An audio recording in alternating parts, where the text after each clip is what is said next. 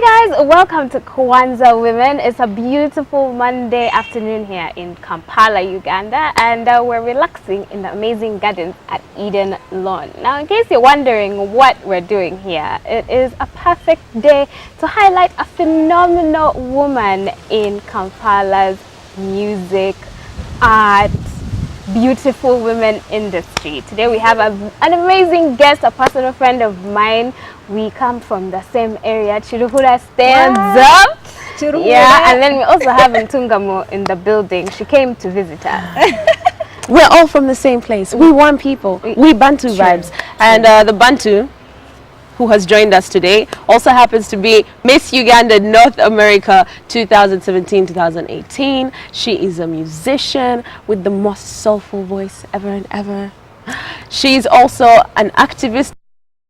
One thing that I found out about you when you were away is that you are a comedian. Yes, she is. But I feel like we knew this because she's a voiceover artist. Yeah. And she does her comedic voices. No, as in there's in her voiceover projects. No, honestly, guys, there's knowing that someone is funny because they're hilarious. They have a great sense of humor. They can crack jokes. And then there's someone actually being a comedian where they can put together a skit or put together a video and it goes viral. It's not something you see every day. I was impressed. You know what? I would never sit down and call myself a comedian. We were talking about social media, right? And we weren't exactly talking about it in a positive light. We were saying how, people these days, they put their personal lives on social media and then people feel entitled to their private life. Like if you put your life on social media, I'm entitled to have an opinion, right? I just want to ask, from a positive perspective, what did social media do for you, while you were here and even being away? A lot.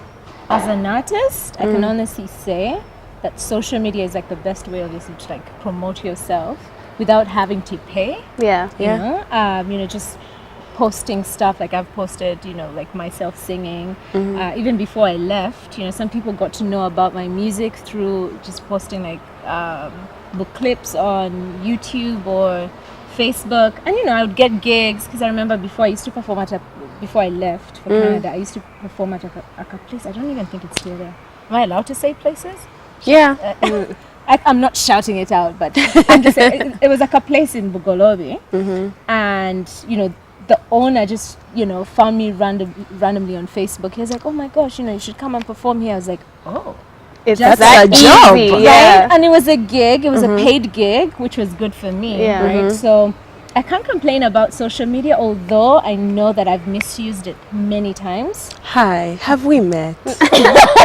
Girls, are we trying to keep it real to the point where you delve into how you misused it? Or are we just going to just showing you the good and the bad side of social media for myself, When you guys say misuse, I'm talking like stalking people, because for me, when I feel like in this day and age, when you have Facebook and when you have Twitter and when you have Google and WhatsApp, the first thing someone does when they meet someone for the first time is like, Yvonne. You know what's funny? Kushe. You type in all the names trying to find someone's Facebook, someone's Twitter, and then you scroll through and you just try to make an impression of who they are from a bunch of pictures and their status updates. So I am proud to say I have not yet become one of those people. Wow. Until someone actually brings up being Googled, because everyone automatically assumes, you Googled me before you came to meet me. I'm like, oh shoot, I should have done that. I just want to ask you, you are a phenomenal woman, you're amazing, you have so many things going on for you in your life, just like that Facebook memory. When you go back and you're like, but I've come from far. What are those things that you now think about and you think, wow, I've really grown? Like lessons you might have picked up along the way. For my gym food day. Yes. Let us begin. Lots. To Ganire, please. You were talking about just like going through like Facebook and the memories.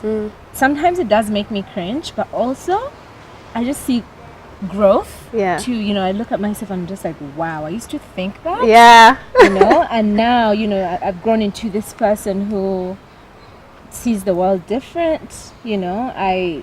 And just to go back to what you asked, some of the things that I've learned over the years, allowing myself to be vulnerable has been very hard for me.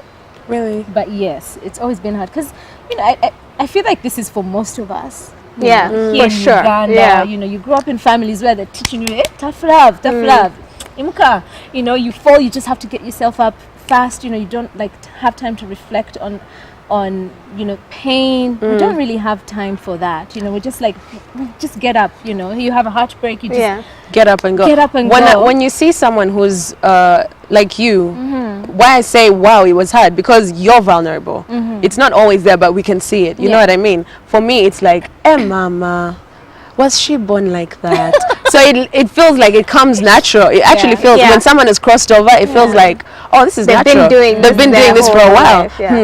Kwanza. I know, yeah. And it feels like it can never happen. I feel like that's a very important thing, especially for women, because from when you're a child, not just generally in Africa, there's general as Africans, and then there's as women. You're taught that you have to endure so much. You have to, you have to, like you said, pick yourself up. And like the other day, like me, unfortunately, any thought that comes to my mind, I put it on social media. Well, of course, not any thought, but thoughts that really get to me. And one thing that I know is pride and being vulnerable are the two things that I dislike in this life. Right? It just strips you sometimes. You feel like, oh my gosh, I'm so naked. Yeah, exactly. I'm posting this. I feel just so naked and vulnerable. And I'm like, the other day, I actually saw myself type, pride is going to be my downfall. God, please. But and in that moment, I felt so, I was like, oh my God, I'm telling people. They're going to know.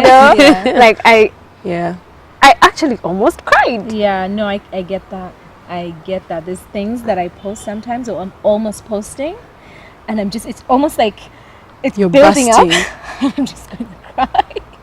But then it just goes to show you how beautiful that moment is in itself. Like what you're sharing or what you're about to share with people is so important to you, right? And you hope that somehow what you're going to post, like pride is going to be my downfall. Somehow, because this is what social media does. It helps us connect. Someone's going to share a verse with you. You never know, right? Yeah. Be like, no, Cynthia, I went through this, but First Peter. I know, there's just straight out there. Lay it out there. And you're like, acid is sown into your life, my friend. So that's so true. Yeah.